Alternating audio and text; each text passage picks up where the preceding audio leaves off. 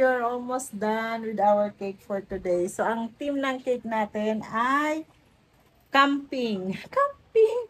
So, ayan, ito yung ginawa natin. Hello, kumusta na kayo dyan? Ngayon na lang ako nakalabas at ngayon naman hindi po masyadong boss natin. Pero okay na yan. So, ayan.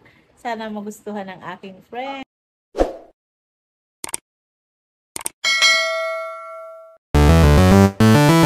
Welcome again mga guys. Siyempre ang unahin natin ay ang pag-assemble ng ating cake. Dito sa ating cake medyo malaki ito. Size 10 at 5 inches ang taas. So ayun na nga guys, ni-request ng client na malaki ang cake kasi it is for debut. O ayan, mag-start na tayo at maglagay na tayo ng frosting.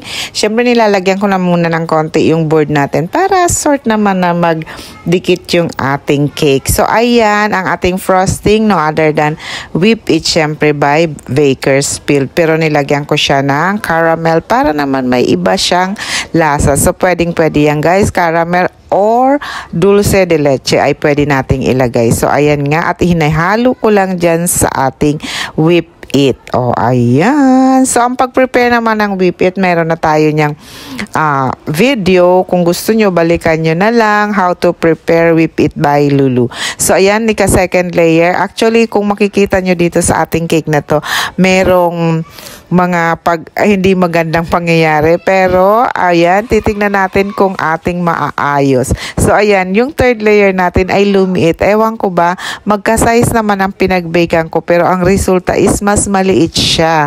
Kasi yung ginamit kong pan ay yung parang sa cheesecake. So, ayan, hanggang fourth layer. So, hindi siya magkapareho talaga ng size. Parang umabot na lang yung isa ng 9.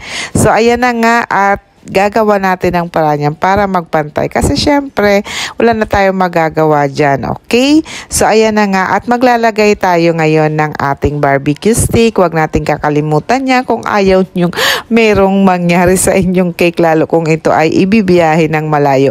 Ito pong cake ay order sa akin ng aking kumare. Maraming salamat sa pag-order nito. At ito ay ibibiyahe ng papuntang Cavite sa Molino 4. Actually, Lala Move lang po ang nagbiyahe kasi busy na yata sila. Hindi na niya ma-pick up. So, ayun, nagtiwala tayo sa Lala Move and so far, so good. Nakarating naman siya ng maayos. Yun nga lang, medyo mahal talaga ang bayad. Umabot ito ng siguro mga 800 plus. O, diba? Pero maraming salamat sa tiwala. So, ayan na. Mag-start na tayong mag-frosting. Ayan.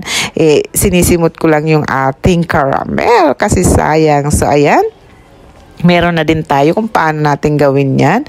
At eto na nga, mag-start na tayo.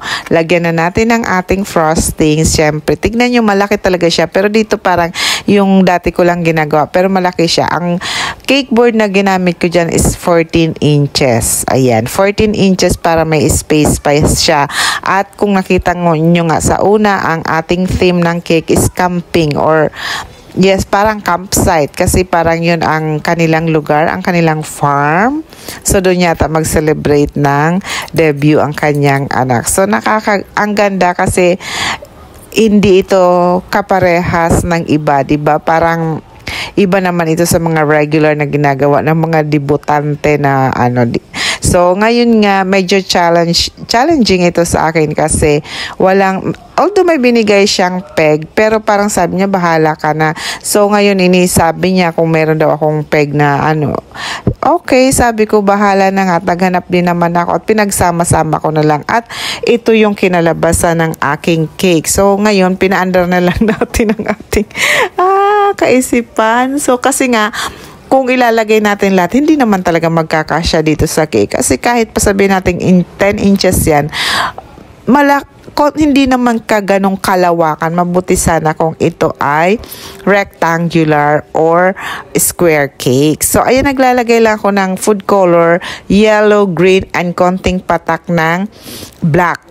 Para kasi yung place na yun, para bang ginawa nilang farm na hindi pa siya totaling maayos, pero marami pang damo-damo. So, gusto ko magkaroon ng ganong effect. So, pinagsama ko ngayon ang yellow, green, and black. At alam nyo ba, nilagyan ko siya nung panda flavor ng Bakersfield para mas maganda yung amoy. So, ayan ang kinalabasan na kulay. Parang lumot, diba? So, ganyan na lang ang ginawa ko para sa body ng cake. So, yun. Pinaghalo-halo ko lang tapos nilagyan ko ng konting frosting para nga makuha natin ang effect. At dito nga ang ginagawa ko, syempre nga it's a farm. So mayroong mga kahoy-kahoy. So dun sa peg na binigay sa akin para may ganyan, may mga pine trees. Pero ang ginawa ko, kumuha lang ako ng cone, ice cream cone at binalutan ko na siya ng icing gamit yung leaf piping tip. At parang nagawa na rin ako dito ng parang tent. Ayan, parang tent ang ginawa ko yan. Fondant lang yan pero nilagyan ko sa ilalim ng cardboard para tumigas at ganyan lang naman kasimple ang tent na ginawa natin. Parang mga teepee house ba? Oh, di ba may teepee house?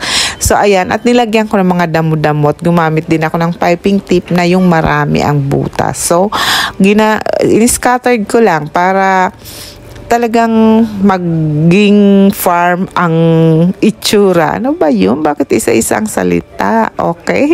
Talagang impronto kasi ang ating mga pag-voice over.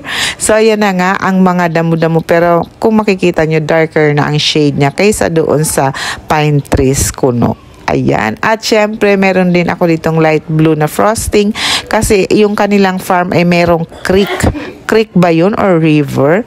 Something like that. So, hindi naman So, nilagyan ko lang ng effect na ganyan. Yung kulay blue. Tapos, ayan, inayos-ayos ko lang para maging effect lang na may mga water. Kasi, ang ganda nga ng farm nila kasi sinanya ang picture.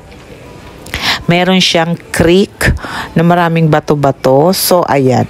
Kaya, ginanyan ko na lang siya sa side lang para magkasya, di ba?